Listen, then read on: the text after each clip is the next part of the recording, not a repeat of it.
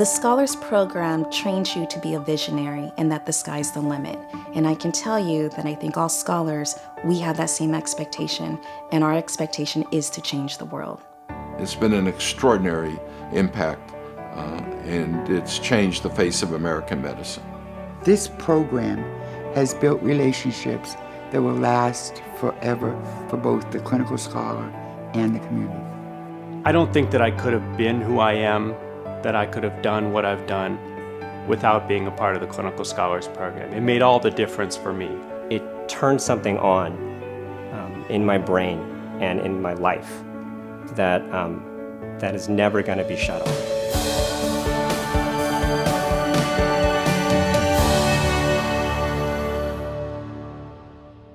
Medicine is a very different place than it was in the 1970s. There's much more attention to patient-centered research and health services research and how we deliver our care, and it's due to this program. The uniqueness of the Clinical Scholar Program was to basically support the clinical scholars to do what they wanted to do and to encourage them to be a little bit outlandish, somewhat disruptive, and to do it by incorporating all the faculty from all the schools in a big university to help them do it. This program has taken people from all walks of life, all different specialties within medicine, and really given them a platform and mentorship and the ability to really think about what medicine should look like, what healthcare and health should look like in this country, and given us a voice to make it what we think it should be. And so what the Scholars Program teaches you is how to be innovative. It teaches you how to really observe and investigate what's going on in different communities in order to develop really successful solutions instead of just theoretical solutions. I think we are afforded the ability to ask questions that haven't been asked before, and we're protected in our ability to fail. And because of that, I think we also succeed, because that fear of failure isn't as strong anymore. You don't often have the chance to step back, take risks. This allowed me to see where I wanted to go, and it gave me the skill sets to get there.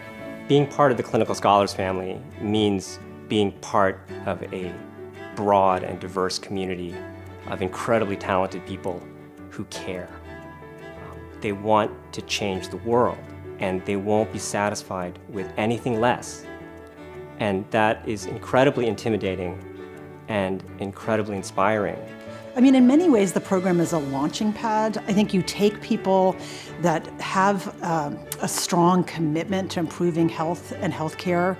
You bring them together, you train them in the methods they need, you give them a community of support and encouragement, and then you give them a lifelong network of people that wherever we are, we continue to exchange ideas. We come back every year to the annual meeting. Mentorship's an integral part of the program because the mentorship is the anchor for what the program offers. I realized and learned from the Clinical Scholars Program that mentoring happens by committee, and that you need different people in different positions at different parts of your career to mentor you and guide you through the different aspects of your career, whether it's professional or research. And because the network of this program is so wide and so big now, whatever you're interested in doing, your mentor at your site can find you people who are working in that area.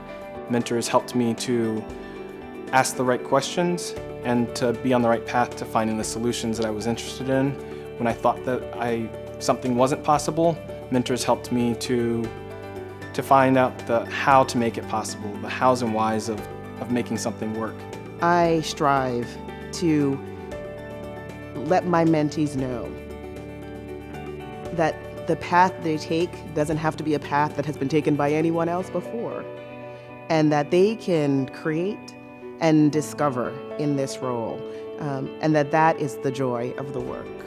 We intensively mentor, we work one-on-one, we have group mentorship, and that type of nurturing and constant going back and forth, forcing people to think through their ideas more deeply, more clearly, think through their methods, that back and forth, I think, has been a critically important piece of the program. A lot of the things that we want to do in improving health and healthcare, they're hard. And so it does take a family and a village, and we've got that with all of the alums. And the program now is an amazing network of clinicians, scholars, thinkers, leaders around the country who all feed off of one another to help one another get better. And so many of us are committed to helping develop the next generation of leaders for our country. And we learn to do that from one another, and we learn to do that from scholars coming up in the system. The National Advisory Committee plays an important role in helping scholars see beyond the local sites where they're working. So because we visit all of the programs and we help select scholars nationally, we're able to help connect dots from one program to another, one scholar to another. We also have a national view on the job market, and we're able to help make connections for the clinical scholars in this way as well.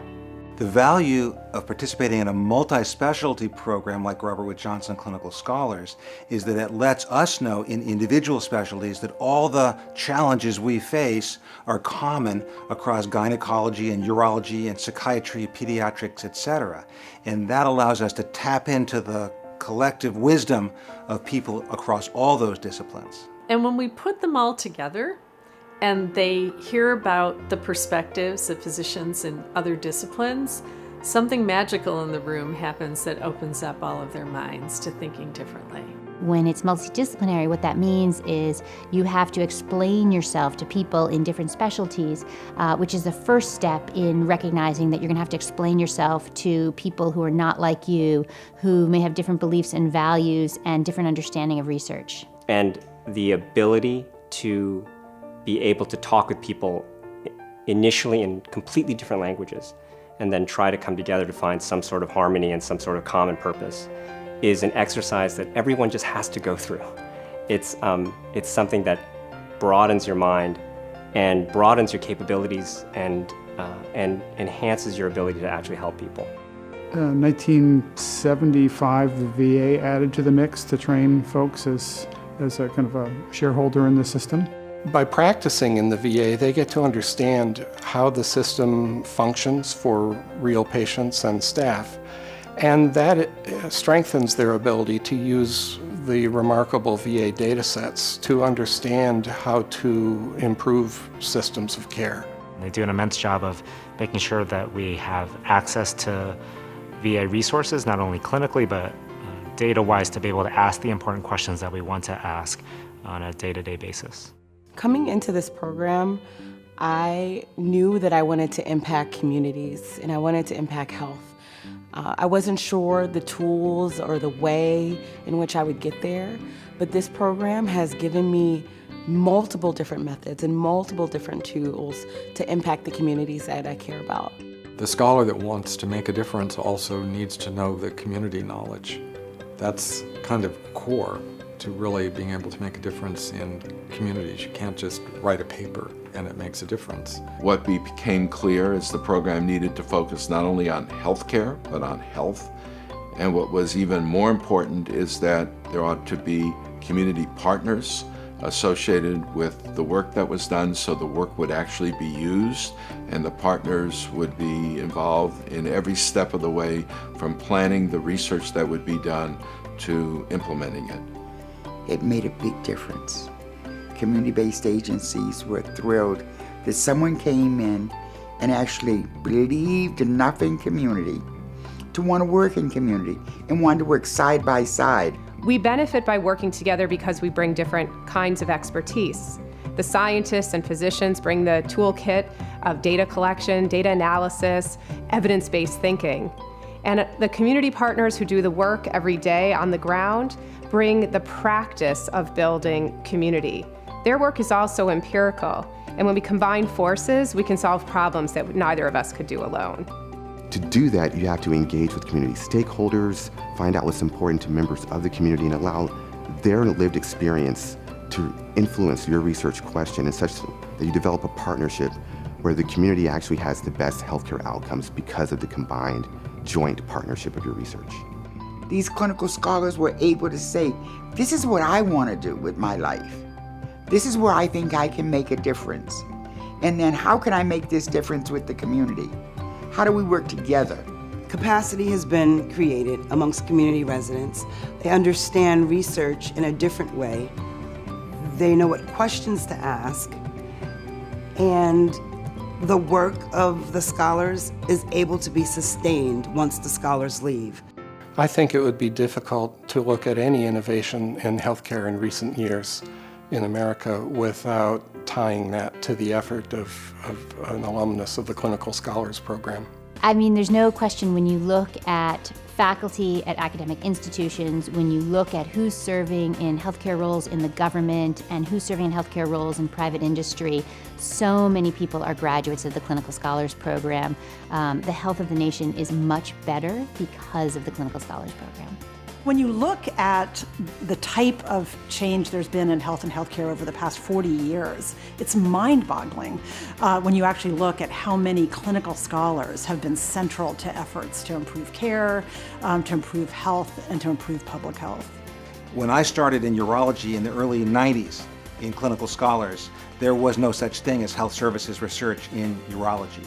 And the program gave me a family and a foundation on which to build an entire sub-discipline that now has grown to really enormous heights. So it's been transformative, not just for fellows, not just for faculty, not just for communities, but for the institutions themselves.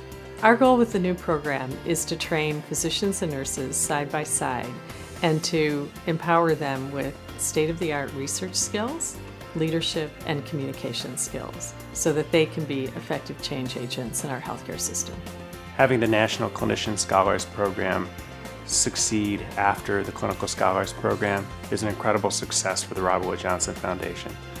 As a philanthropy, you invest in a program for many years, and when you make the decision to leave a field or leave a program, you really hope that the program can continue.